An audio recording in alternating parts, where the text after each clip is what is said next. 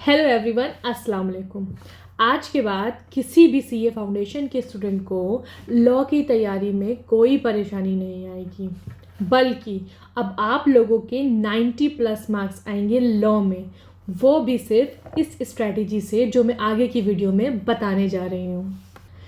इससे पहले की वीडियो में हम लोगों ने अकाउंट्स की बहुत ही सुपर्ब स्ट्रैटेजी बनाई थी, जो आप लोगों ने भी बहुत बहुत अप्रिशिएट किया एंड लॉ के लिए रिक्वेस्ट की। तो नाउ आप लोगों के बहुत ही कमेंट थे कि लॉ में प्रॉब्लम हो रही है। अब मैं कह सकती हूँ कि किसी भी स्टूडेंट को कोई प्रॉब्लम नहीं होगी। हम लोग अब एग्ज़ाम ओरिएंटेड स्टडी करते हैं और लॉ की भी उसी तरीके से हम एग्ज़ाम ओरिएंटेड स्टडी कैसे करना है वो इस वीडियो में सीखेंगे। तो चलिए चैनल को अभी सब्सक्राइब कर दीजिए, ये बहुत ही इंपॉर्टेंट वीडियो होने वाला है आपके लिए। अब आपको लॉ के इम्पॉर्टेंट टॉपिक्स की स्ट्रैटेजी बनानी है। कैसे? 100% सिलेबस को फिल्टर करके 60% ऑफ द सिलेबस में कन्वर्ट करना है। स्टार्ट करते हैं। Best strategy making of law. सबसे पहले लॉ के प्रीवियस ईयर के क्वेश्चन पेपर डाउनलोड करिए। आईसीआई के वेबसाइट पे जाएंगे आप, तो आपको न्यू एजुकेशन पॉलिसी का जो भी मिलेगा वहाँ पे उस पर क्लिक करेंगे तो आपको क्वेश्चन पेपर मिलेंगे। उस पर जाएंगे, देन फाउंडेशन पे जाएंगे तो आपको जो अभी न्यू एजुकेशन पॉलिसी जो है आईसीआई की, जो न्यू हमारा सिलेबस आया है, उसके अकॉर्डिंगली आपको 3 पेपर मिलेंगे, जून 24, सितंबर 24 एंड जैन 25।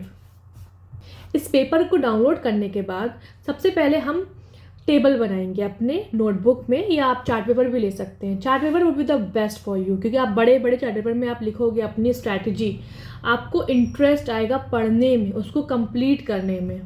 आपको नोटबुक या चार्ट पेपर में 6 रो बनानी है, 3 कॉलम।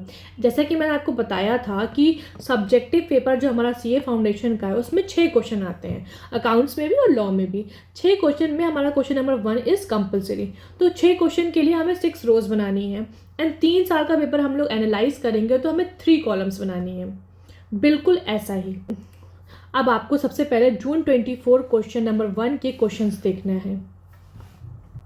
उसमें कौन कौन से चैप्टर से पूछा गया है एंड किस टॉपिक से पूछा गया है वो देखते हैं।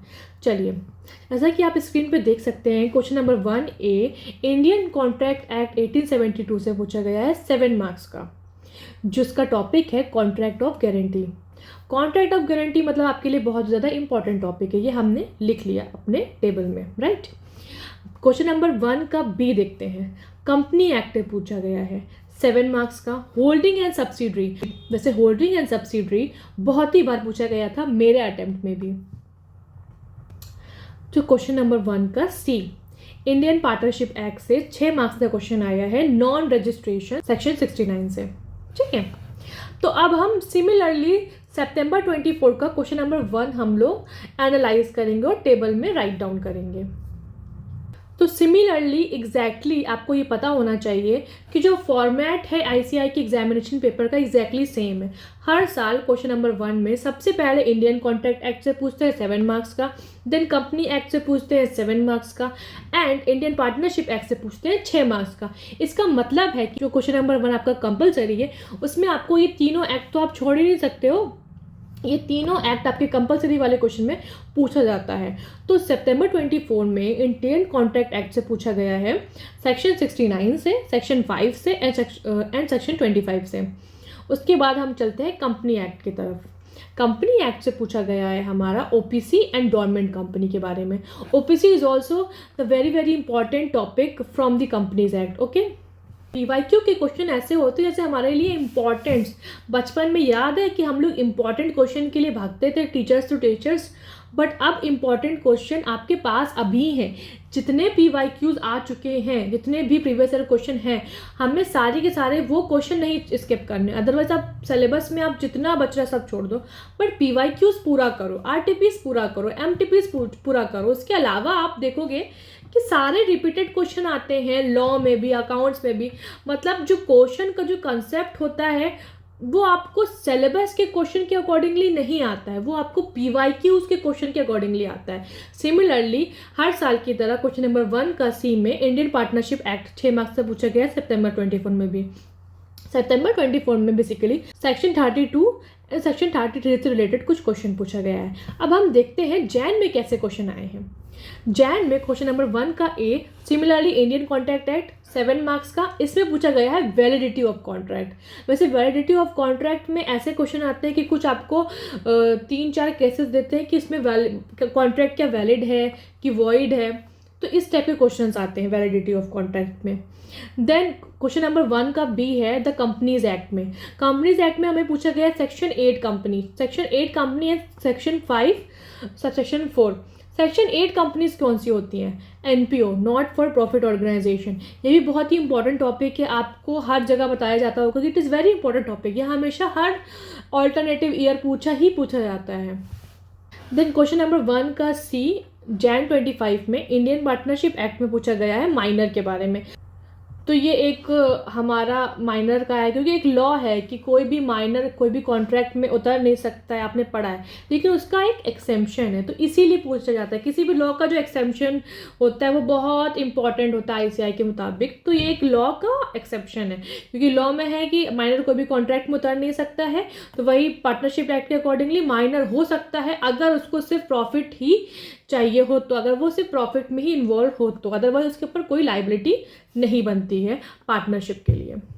उसके बाद अब आपने अपनी टेबल में सब चीज़ें एकदम एग्जैक्टली लिख ली हैं। इसके बाद क्या करना है, जिस चैप्टर के नेम है वो चैप्टर ओपन करिए बुक का, उसके इंडेक्स में हर एक टॉपिक जो उसको एग्जाम का इंपॉर्टेंट आया है उसको टिक कर लीजिए, वही पढ़ना है। जैसे इंडियन कॉन्ट्रैक्ट एक्ट 1872 का हम लोगों ने इंडेक्स ओपन किया, कॉन्ट्रैक्ट ऑफ गारंटी को टिक कर लिया, सेक्शन 69 को टिक कर लिया, सेक्शन 5 को टिक कर लिया, सेक्शन 25 को टिक कर लिया, वैलिडिटी ऑफ कॉन्ट्रैक्ट को टिक कर लिया, ये सब फटाक से टिक कर लिया। तो इस तरीके से हमें पढ़ाई के लिए अपने आप को इम्पॉर्टेंट टॉपिक्स देना है, सब टिक कर लीजिएगा।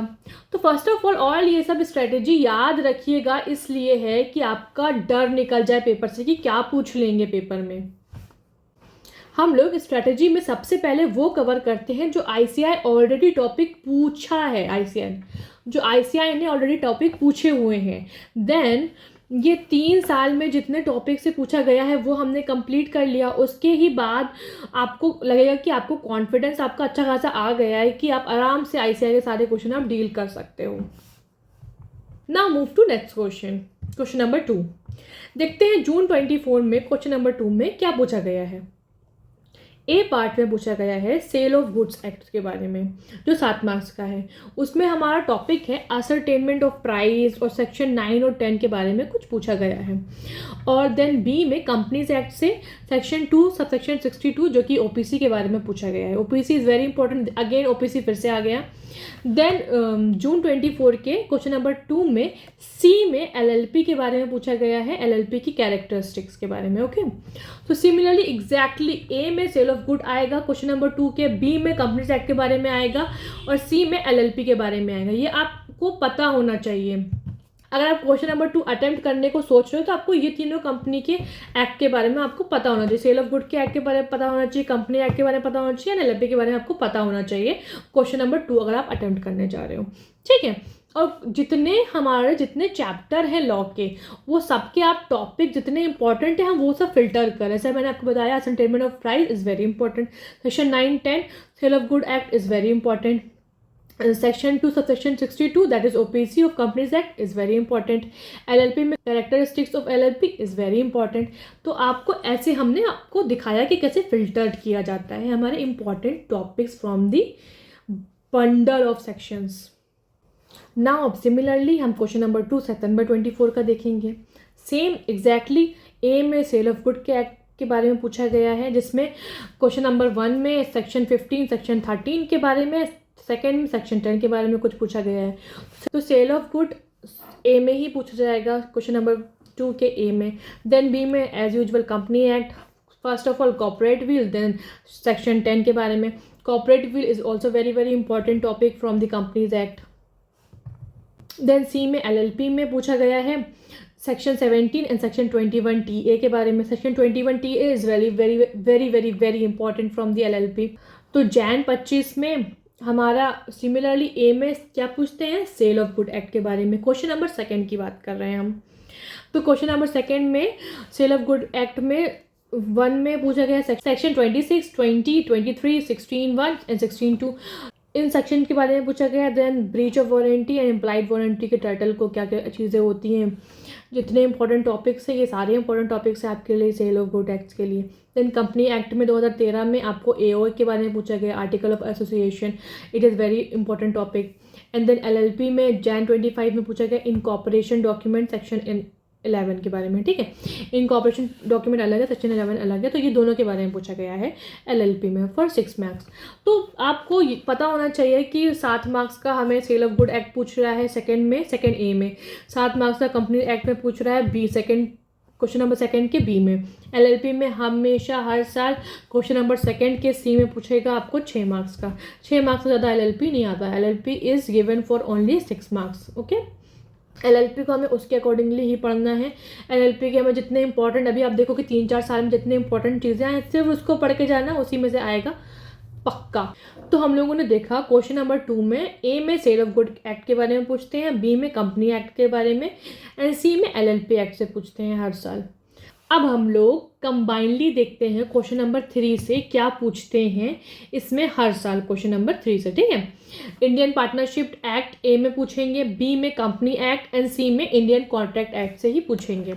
बस टॉपिक अलग अलग है। जैसे इंडियन पार्टनरशिप एक्ट में जून में सेक्शन 40 एंड 44 के बारे में पूछा गया है। सेकेंडली सेक्शन 25, 26, 27 के बारे में पूछा गया है। देन उसके बाद सितंबर में पूछा गया section 28 and rights and liabilities of new partner के बारे में। देन उसके बाद सेक्शन 37 एंड सेक्शन 19 में पूछा गया है जैन 25 में। तो ये सारे इंडियन पार्टनरशिप एक्ट से क्वेश्चन पूछे गए। Section 40, section 44, 25, 26, 27, 28 rights and liabilities of partners, section 37 and section 19, these are the very very important section from the Indian partnership act, okay. ये कंबाइनली बताया मैंने जून, सितंबर एंड जैन का। सिमिलरली आपको कंपनी एक्ट में देखते हैं, कंपनी एक्ट में क्या क्या पूछा गया है इन तीनों सालों में। सेक्शन 2 सेक्शन 45 जो है गवर्नमेंट कंपनी के बारे में एंड सब्सिडरी कंपनी के बारे में पूछा गया है। फीचर्स ऑफ कंपनी के बारे में पूछा गया है, ठीक है। डॉक्ट्राइन ऑफ अल्ट्रा वायरस, ये बहुत इंपॉर्टेंट है। कॉमन सील बहुत बार पूछते हैं, कंपनी एक्ट में बहुत बार पूछा गया है कॉमन सील के बारे में। एंड एक पीएफआई के बारे में पूछा गया है। PFI is also very important topic from your side, okay. Again common seal के बारे में फिर से पूछा गया है जैन में भी। क्वेश्चन 3 में इंडियन कॉन्ट्रैक्ट एक्ट में देखते हैं, मतलब कि सी में क्वेश्चन 3 में जो सी है इंडियन कॉन्ट्रैक्ट एक्ट में पूछते हैं, उसमें क्या क्या पूछा गया है। Surety right section 140, 141, 145, 146, 147, types of damages section 25 sub section 1, ये बहुत इंपॉर्टेंट है। सेक्शन 25 सब सेक्शन 1 ये हमारा एक्सेप्शन है। किसका एक्सेप्शन है? हमारा है कंसिडरेशन का एक्सेप्शन, कि कंसिडरेशन के बिना कोई कॉन्ट्रैक्ट नहीं होता है, बट उसके कुछ एक्सेप्शन हैं। आउट ऑफ लव, ये सब जो आपको किसी को गिफ्ट देते हैं, ब्लड रिलेशन में कोई अगर गिफ्ट दे दिया है तो वो हमारा लीगल कॉन्ट्रैक्ट होता है। तो इस टाइप के कुछ हमारे एक्सेप्शन हैं, 5-6 हैं, बहुत इंपॉर्टेंट है, मेरे एग्जाम में भी आया था, आप प्लीज़ पढ़िएगा। Section 23 is very very important. Tick कर लिया है आप लोगों ने सेक्शंस, ये सब करिए आप लोग। सबसे पहले वेरी वेरी इंपॉर्टेंट टॉपिक्स हैं आपके स्क्रीन पे जो टेबल में मैंने बनाई हूँ, उसमें मुझे 3 से 4 घंटे लगे हैं और मैंने आपके लिए स्पेशली बनाया है, क्योंकि ये ही है एग्ज़ाम में पास होने की चाबी for you all my subscribers. And now जो वीडियो देख रहे हैं, जिन्होंने मेरा चैनल सब्सक्राइब नहीं किया है, प्लीज़ सब्सक्राइब करिए मेरा चैनल, क्योंकि अब आप भी मेरी फैमिली हैं एंड आप मेरे सब्सक्राइबर हैं। Thank you. चलिए हम लोग अब क्वेश्चन नंबर 4 पर चलते हैं, एनालाइज करते हैं क्वेश्चन नंबर 4 में जून, सितंबर एंड जैन में कौन से टॉपिक्स आए हैं। Let's move to question number 4। Here question number 4 में जून 24 में ए में इंडियन कॉन्ट्रैक्ट एक्ट के बारे में पूछा गया, सिमिलरली सितंबर 24 में भी, सिमिलरली जैन 25 में भी। तो क्वेश्चन नंबर 4 के ए बी सी के बारे में बताती हूँ मैं। ए में Indian contract act for 7 marks, B में नेगोशिएबल इंस्ट्रूमेंट एक्ट 1881, ये हमारे टाइम पे नहीं था, ये आपके टाइम पे ऐड ऑन हुआ है, ओके। और सी में इंडियन रेगुलेटरी फ्रेमवर्क्स 6 मार्क्स के बारे में पूछा गया है, ठीक है। तो नेगोशिएबल इंस्ट्रूमेंट आप में आया है एंड इंडियन रेगुलेटरी फ्रेमवर्क ये सब आप में न्यू ऐड ऑन हुए हैं। तो मैंने जितना जो 3 साल का आपका एनालाइज किया, उसमें जो इम्पॉर्टेंट मुझे मिला है ये आपके स्क्रीन पे है। इंडियन कॉन्ट्रैक्ट एक्ट से हमें पूछा गया सेक्शन 56, 65, 208 फ्रॉम जून 24. देन सितंबर में 71, 168, 169 एंड सेक्शन 55. ठीक है. और सिमिलरली जैन 25 में पूछा गया है इंडियन कॉन्ट्रैक्ट एक्ट, तो सेक्शन 43 एंड 69. देन बात करते हैं हम नेगोशिएबल इंस्ट्रूमेंट एक्ट के बारे में. तो नेगोशिएबल इंस्ट्रूमेंट एक्ट के बारे में जून 24 में सेक्शन 76 के बारे में पूछा गया है. देन सितंबर 24 में सेक्शन 138 के बारे में पूछा गया है. देन सेक्शन 6 एंड 17 के बारे में भी पूछा गया है. उसके बाद जैन 25 में सेक्शन 30, 31, 35 एंड 138 सेक्शन. ठीक है. तो 138 सेक्शन जो है वो आपका सितंबर 24 में भी है एंड जैन 25 में भी है. तो आप देख सकते हैं it is very very important, आपके में भी हो सकता है कि आए. इंडियन रेगुलेटरी फ्रेमवर्क के बारे में हम पढ़ते हैं कि जून 24 में क्या आया था. सेबी के बारे में, आरबीआई के बारे में, आईबीबीआई के बारे में. ठीक है. देन सितंबर 24 में laws in Indian legal system, कि किस किस टाइप के जो लॉज होते हैं वो पूछा गया है. वो आपके बुक में पूरे दिए होंगे 6-7 टाइप के, वो अच्छे से आप किसी को कीवर्ड्स में पढ़ाई करिएगा. और सी में functions of judiciary system of India. ठीक है. इसके बारे में पूछा गया है. ये सब आपके बहुत ही इंपॉर्टेंट टॉपिक्स है जो आपको कवर करना है सबसे पहले, then other topic. Question number 5 में ए में सेल ऑफ गुड के बारे में पूछेंगे हर साल, बी में इंडियन पार्टनरशिप एक्ट के बारे में पूछेंगे हर साल, और सी में इंडियन कॉन्ट्रैक्ट एक्ट के बारे में पूछेंगे हर साल. ठीक है. क्वेश्चन नंबर 5 की बात कर रही हूँ. और क्वेश्चन नंबर ए और बी 7 मार्क्स का आता है और सी 6 मार्क्स का आता है, याद रखिएगा. तो जून में सेल ऑफ गुड एक्ट में क्वेश्चन नंबर 5 में ऑक्शन सेल के बारे में पूछा गया है, सेक्शन 64 के बारे में. तो आपको पता होगा कि auction sale is also very important topic from the sale of good act. Then सितंबर 24 में section 24 and section 51. Then Jan 25 में सेक्शन 4, 5, 18, 20, 25 से रिलेटेड कुछ क्वेश्चन है एंड सेक्शन 16, 17 से from the sale of good act 1930. ये सब 7 मार्क्स के आएंगे. ओके. बी में इंडियन पार्टनरशिप एक्ट में dissolution of partnership in June 24, then dissolution by court section 44. ये कब पूछा गया है हमारा? सितंबर 24 में. देन इंडियन पार्टनरशिप में जैन 25 में पूछा गया है 2 पार्ट में. 1 में partner by holding out and nominal partner. Then secondly dissolution of partnership firm. तो आपने देखा डिसोल्यूशन ऑफ पार्टनरशिप रेगुलरली हर साल आ रहा है. डिसोल्यूशन ऑफ पार्टनरशिप आया जून में, डिसोल्यूशन बाय कोर्ट सितंबर में पूछा गया है. Then dissolution of a partnership firm हमारा जैन 25 में पूछा गया है. तो मतलब इसके जो पहले वाले जो 2 इंपॉर्टेंट हैं वो ज़रूर से पूछे जाएंगे. Dissolution is the very important topic from your partnership act. Okay. Then question number 5 के सी में हर साल की तरह इंडियन कॉन्ट्रैक्ट एक्ट के बारे में पूछा गया है. वो 6 मार्क्स के हैं क्वेश्चन नंबर 5 में. ठीक है. तो जून 24 में एंटीसिपेटरी ब्रीच के बारे में पूछा गया है जो कि आपके लिए बहुत ही इंपॉर्टेंट टॉपिक है. देन इंडियन कॉन्ट्रैक्ट एक्ट सितंबर 24 में section 180 and duties of pawnee के बारे में पूछा गया. Duties of pawnee is very important, आपको पढ़ना ही है. देन इंडियन कॉन्ट्रैक्ट एक्ट 1872 में जैन 25 पे आप देख सकते हैं अपनी स्क्रीन पे अनड्यू इन्फ्लुएंस के बारे में पूछा गया है. अनड्यू इन्फ्लुएंस के बारे में पूछा गया. अनड्यू इन्फ्लुएंस से कॉन्ट्रैक्ट क्या हो जाता है? वॉइडेबल हो जाता है at the option of the जिसके ऊपर अनड्यू इन्फ्लुएंस किया गया है. अगर वो कोर्ट में जाके बोलेगा कि मेरे ऊपर किया गया है, सबूत देगा, तो वो वॉइड हो जाएगा. अदरवाइज इट इज़ वॉइडेबल, मतलब it can be void. Understand? So now move to next question, question number 6. आप देख सकते हैं क्वेश्चन नंबर 6 में ए बी सी में ए में नेगोशिएबल इंस्ट्रूमेंट एक्ट के बारे में पूछ रहे हैं फॉर 7 मार्क्स. बी में इंडियन कॉन्ट्रैक्ट एक्ट के बारे में पूछ रहे हैं फॉर 7 मार्क्स. एंड सी में सेल्स ऑफ गुड एक्ट के बारे में पूछ रहे हैं फॉर 6 मार्क्स. ए में जून 24 में सेक्शन 138 एंड सितंबर 24 में section 46, 57 and section 11. Then similarly जैन 25 में नेगोशिएबल इंस्ट्रूमेंट में सेक्शन 18, 47, 60, 64 ये सभी section of negotiable instrument act के आपके लिए बहुत ज़्यादा इंपॉर्टेंट है, क्योंकि इस पर PYQ क्वेश्चन आ चुके हैं। जो PYQ क्वेश्चन होते हैं वो इम्पॉर्टेंट क्वेश्चन होते हैं जिसे हम इम्पॉर्टेंट मार्क करते हैं, जो कि एग्जाम में पूछा ही जाएगा एनी हाउ। देन बी में इंडियन कॉन्ट्रैक्ट एक्ट के बारे में पूछा जाता है फ्रॉम क्वेश्चन नंबर 6, जो कि जून में वेगरिंग अग्रीमेंट या आप कॉन्टिजेंट कॉन्ट्रैक्ट करें, इसमें ऑप्शन है। Question number B of question number 6 का ऑप्शन में है कि आप दो में से कोई एक कर सकते हैं।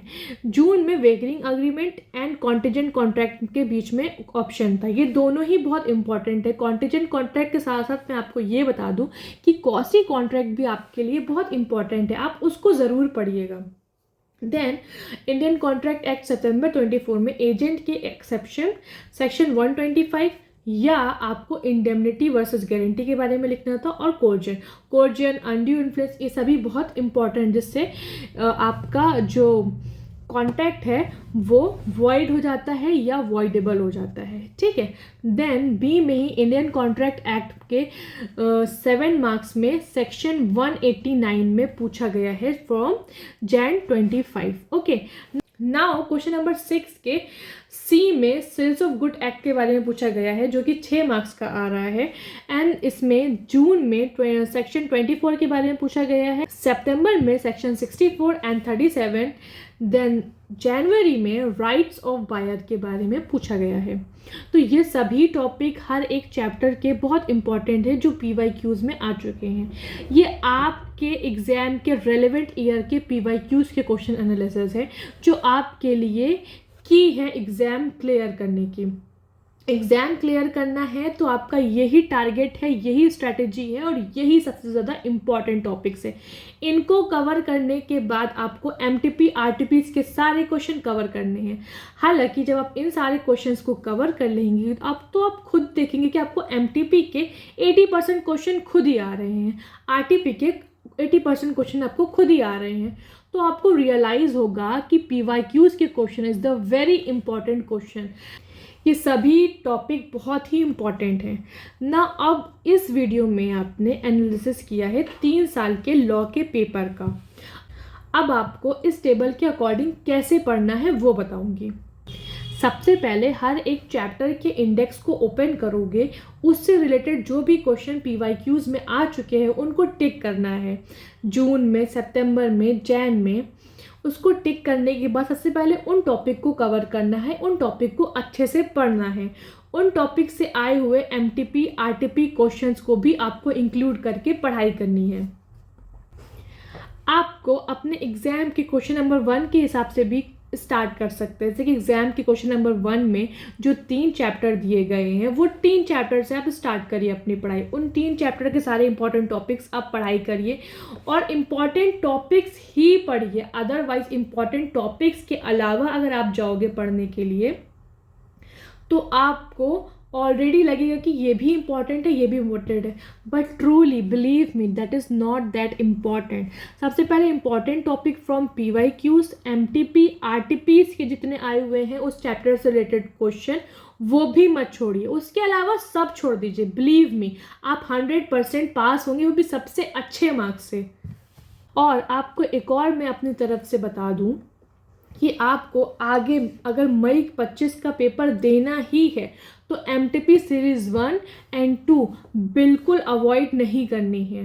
For specially accounting and law and maths, ये तीनों तो आपको देना ही है। MTP के series mock test paper offline देना बहुत ज़रूरी है आपके लिए। अगर आप फर्स्ट टाइम अटेम्प्ट कर रहे हो पेपर तो it is compulsory for you to go for MTP offline paper. Okay, now answer writing is also very important part है लॉ का, तो उसके लिए कुछ बहुत इंपॉर्टेंट स्ट्रेटेजी है।